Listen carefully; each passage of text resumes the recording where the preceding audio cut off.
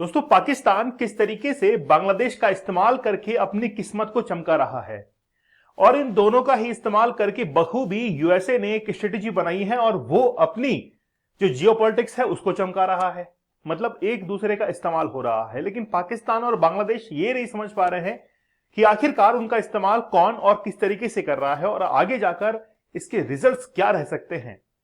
जैसे ही शेख हसीना भारत के अंदर आती हैं, उसके बाद में बांग्लादेश की जो राजनीति थी, पॉलिटिक्स थी, वो पूरी तरीके से चेंज हो जाती है।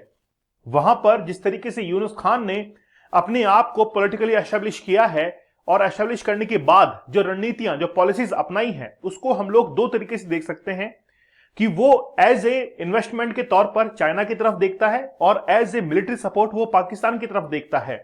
तो बांग्लादेश को यह लगता है कि चाइना और पाकिस्तान मेरे सपोर्ट के अंदर है, लेकिन पाकिस्तान अपने आप को चमकाना चाहता है बांग्लादेश का इस्तेमाल करके और यह दिखाना चाहता है कि 1947 से पहले जिस तरीके से भारत और पाकिस्तान और बांग्लादेश एक देश थे, उसके बाद में जैसे ही पार्टीशन होता है तो ईस्टर्न पाकिस्तान और वेस्टर्न पाकिस्तान अलग अलग होते हैं और 1971 के अंदर जैसे ही बांग्लादेश एक नया स्टेट बनता है और पाकिस्तान उससे अलग हो जाता है, तो हम लोग ये कह सकते हैं कि पाकिस्तान ये दिखाना चाहता है कि देखो कि बांग्लादेश जो है वो वही हमारा भाई है जो कि कुंभ के मेले के अंदर बिछड़ा हुआ था बिफोर 1971 और अब हम जो है उसको वापस से मिलाना चाहते हैं और पाकिस्तान और बांग्लादेश एक देश मिलकर भारत के ऊपर जो है अटैक करेंगे।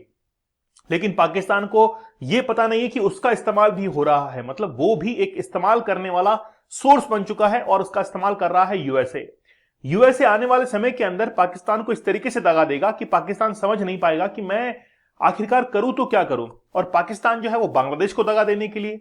तो कुल मिलाकर बात यह है कि इसकी टोपी उसके सर, एक दूसरे को टोपी जो है पहनाने के अंदर लगे हुए हैं और इसके अंदर सबसे बुरी जो हार होने वाली है वो है बांग्लादेश की। तो बांग्लादेश को जल्द ही कोई डिसीजन लेना पड़ेगा, अन्यथा वो भारत के सामने घुटने टेकने को तैयार होगा। रिसेंटली क्या हुआ है कि भारत की तरफ से 3 रेजिमेंट्स को, ट्रूप्स को जो है वो भेज दिया गया है सिलीगुड़ी कॉरिडोर पर। और ये जो सिलीगुड़ी कॉरिडोर है काफी सेंसिटिव, ये पूरा का पूरा एरिया है 22 किलोमीटर का। इसको लेकर यूनुस खान ने चाइना के अंदर भी एक स्टेटमेंट दिया था और चाइना के अंदर यह कहा था कि ये एक लैंडलॉक स्टेट्स है, 7 सिस्टर्स, और वहां पर सबसे ज्यादा जो सेंसिटिव एरिया है वो है सिलीगुड़ी कॉरिडोर, जिसको दूसरे नाम से चिकन नेक भी कहा जाता है। तो यूनुस खान ने पब्लिकली ये अनाउंस कर दिया था कि अगर उस चिकन नेक को काट दिया जाए तो 7 सिस्टर जो है वो लैंडलॉक हो जाएंगे। उसके बाद में फिर भारत का कोई भी कंट्रोल उस पर नहीं रहेगा, वो अनकंट्रोल हो जाएगा। फिर भारत ने भी इसमें जवाबी एक बहुत अच्छा स्टेटमेंट दिया था कि भारत के पास में से बहुत सारे स्टेट हैं जो कि लैंडलॉक हैं, तो क्या हमारा वहां पर कंट्रोल नहीं है? तो भारत ने जो है बखूबी हैंडल किया था बांग्लादेश को। लेकिन सिलीगुड़ी कॉरिडोर का जो मामला है कुछ ज्यादा ही आगे बढ़ता हुआ दिखाई दे रहा है, जिसको हम लोग विस्तार से बात करेंगे। तो India has fortified its eastern border by establishing 3 new military garrisons. तो हम जो है 3 मिलिट्री गैरिशंस वहां पर तैनात करने वाले हैं और ऑलरेडी जो है हम लोग तैनात कर चुके हैं along the Indo-Bangladesh frontier to secure the strategic Siliguri corridor. तो बेसिकली बात यह है कि सिलीगुड़ी कॉरिडोर आज काफी सेंसिटिव हो चुका है between India and Bangladesh. Actually में बात क्या है कि बांग्लादेश जो मूव कर रहा है उसके पीछे पूरी की पूरी स्ट्रेटेजी जो है वो किसकी है? पाकिस्तान की है, क्योंकि पाकिस्तान की आईएसआई बार बार बांग्लादेश विजिट कर रही है। उसके लिए बहुत सारी रणनीतियां तैयार कर रही है कि आखिरकार हम लोग सिलीगुड़ी कॉरिडोर पर किस तरीके से अपने मिलिट्री एक्सरसाइज को अंजाम दे सकते हैं। दोस्तों, हमारा 75 डेज का हार्ड चैलेंज बड़ा जबरदस्त है। मैं कहना चाहूंगा, इफ यू वॉचिंग पॉर्न, अगर आप लोग पोर्नोग्राफिक कंटेंट को देखते हैं तो आप कभी भी जो है अपने जीवन के अंदर उस ऊंचाइयों को हासिल नहीं कर पाएंगे जो कि आप करना चाहते हैं, क्योंकि आपका दिमाग काफी डाइवर्सिफाइड रहेगा, कंसंट्रेट नहीं हो पाएगा और आप देखेंगे कि आप जो है जिस कंसंट्रेशन के साथ में आगे बढ़ना चाहते हैं वो आपको नहीं मिल पाएगा।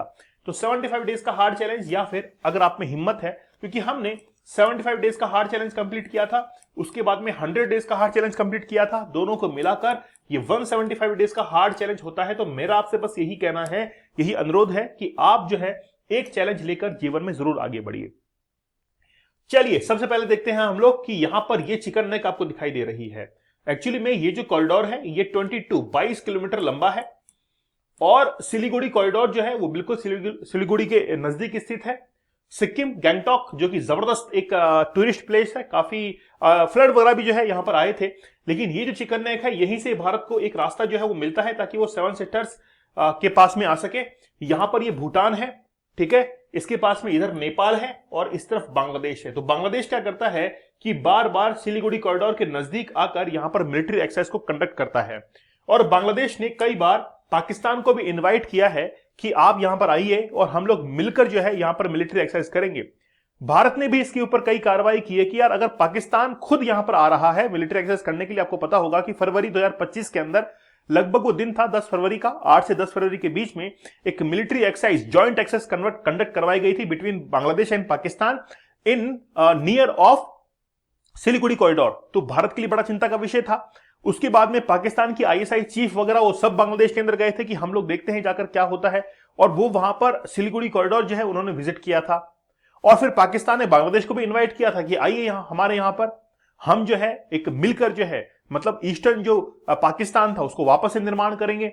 तो बेसिकली बात यह है कि पाकिस्तान जो 1971 के अंदर टूट चुका था, बारी अब यह है कि वापस से पाकिस्तान जुड़ जाए।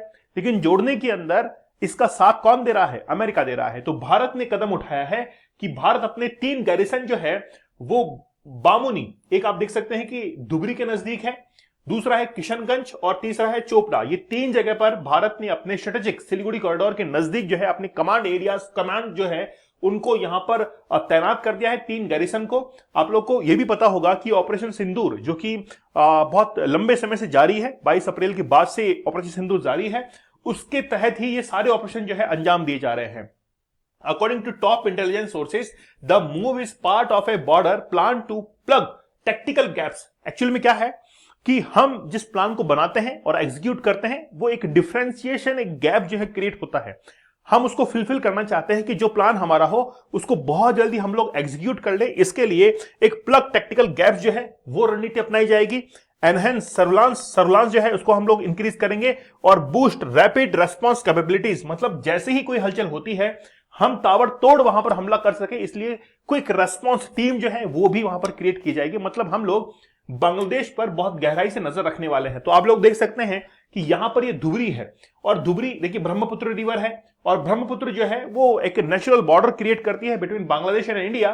तो धुबरी के नजदीक ही ये सारे जो आप लोग पॉइंट्स जो है वो देख सकते हैं जहां पर बांग्लादेश जो है ज्यादा एक्टिव है। इसलिए हमने क्या किया है कि धुबरी के अंदर भी हमारे यहां पर कमांड सेंटर गैरिसन जो है वो भी वहां पर बना दिए हैं। अब 22 किलोमीटर का जो नॉर्थ बंगाल के अंदर ये स्ट्रिप है, इसको बचाना हमारे लिए बहुत ज्यादा जरूरी है। और बेसिकली बांग्लादेश ऐसा कुछ करेगा नहीं, क्योंकि बांग्लादेश को ऐसा करने के लिए बहुत ज्यादा हिम्मत जो है बटोरनी पड़ेगी। हो सकता है कि फाइनेंस जो है वो भले ही चाइना दे दे, लेकिन नेपाल, भूटान, बांग्लादेश एंड चाइना, ये जो देश आप लोग देख रहे हैं, ये कभी भी, जैसे नेपाल है, भूटान है, कभी भी बांग्लादेश का साथ नहीं देंगे। चाइना भले ही फाइनेंशियल सपोर्ट करता हो बांग्लादेश को, लेकिन आगे आने वाले समय में देखेंगे कि चाइना जो है एक सपोर्ट बंद करने वाला है बांग्लादेश को। ऐसा क्यों होने वाला है? क्योंकि जो चाइनीज नेशनल्स मारे जाते हैं पाकिस्तान के अंदर, और पाकिस्तान ने हाल ही में रुख किया है अमेरिका की तरफ, तो वैसे ही पाकिस्तान के रिलेशन खराब हो चुके हैं चाइना से। तो चाइना जो है ना तो पाकिस्तान को और ना ही बांग्लादेश को अपना फाइनेंशियल सपोर्ट आगे आने वाले समय के अंदर देने वाला है। क्योंकि रिसेंटली सीपीईसी को लेकर चाइना ने यह कहा था कि अगर उसको ज्यादा ही यूएसए की हेल्प चाहिए तो फिर वो हमारे CPEC, China Pakistan economic corridor की तरफ क्यों देख रहा है, इसको खत्म कर देना चाहिए। लेकिन फिर पाकिस्तान ने कहा कि नहीं, हम लोग मिलकर बैठकर जो है बातचीत करेंगे।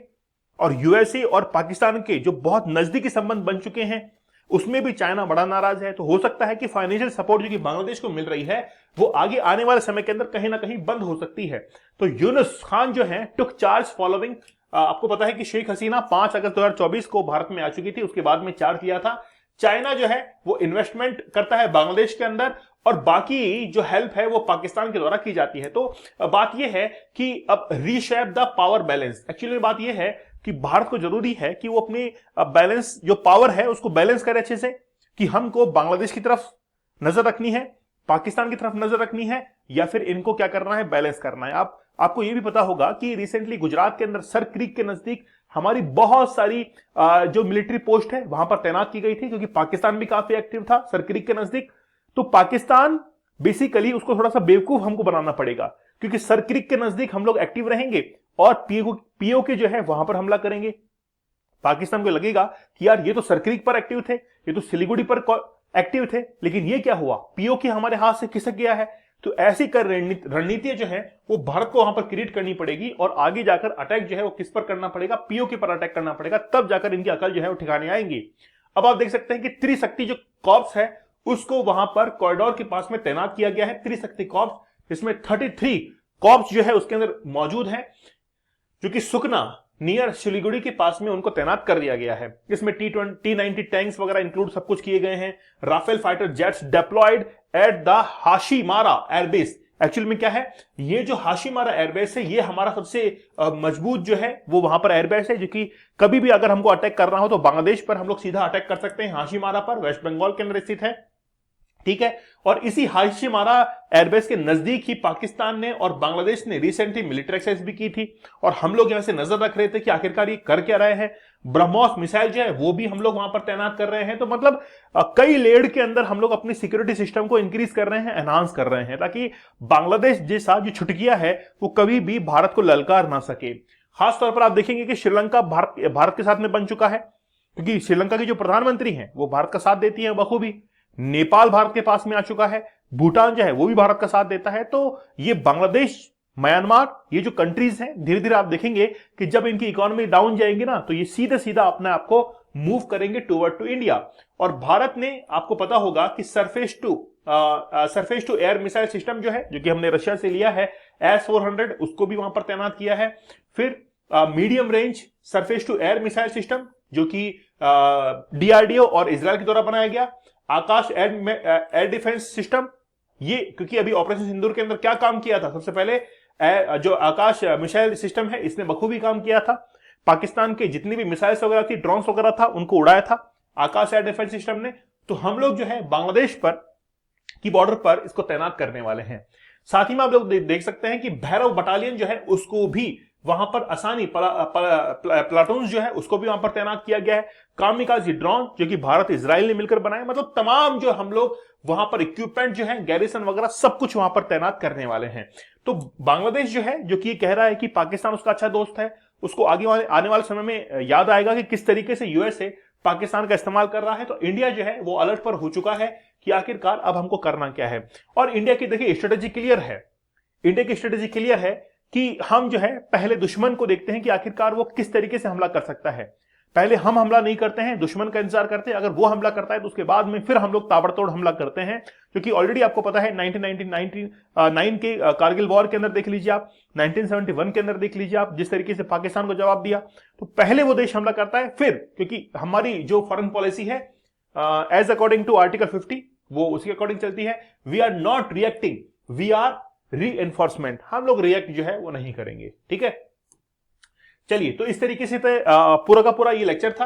आप लोग को पता है कि बांग्लादेश जो है वो अब ज्यादा लंबे समय तक टिकने वाला नहीं है, क्योंकि बांग्लादेश के अंदर जिस तरीके से पॉलिटिकल इनस्टेबिलिटी आने वाली है, वो बांग्लादेश जो कि इकोनॉमिक क्राइसिस के अंदर जो है जाने वाला है, क्योंकि चाइना का साथ अब मिलेगा नहीं, पाकिस्तान उसका इस्तेमाल कर लेगा, तो फिर कुछ बचेगा नहीं उसके पास में। तो बांग्लादेश जो अभी उछल रहा है उसको आगे आने वाले समय में याद आएगा कि हमने कौन सी बहुत बड़ी गलती कर दी है। दोस्तों, आप लोग हमारे डीप वर्क इस कोर्स के साथ में जरूर जुड़िएगा। हमारा 75 डेज का हार्ड चैलेंज बड़ा जबरदस्त है, काफी मेहनत इसके अंदर लगी है, और इसके साथ में ही 175 डेज का हार्ड चैलेंज भी आप लोग जरूर ज्वाइन कीजिएगा। दीपक इंदौर ऑफिशियल टेलीग्राम पर मुझे जरूर ज्वाइन कर लीजिएगा। तो मिलते हैं आप लोगों से अगले सेशन के अंदर, तब तक धन्यवाद, थैंक यू, जय हिंद।